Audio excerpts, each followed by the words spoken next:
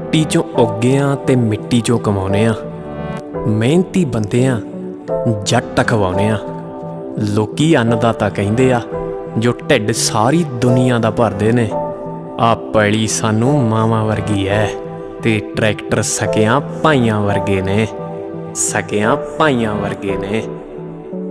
Desi crew, Desi crew, Desi crew, Desi crew। आओ जट्टो वे कियों कम कर दे।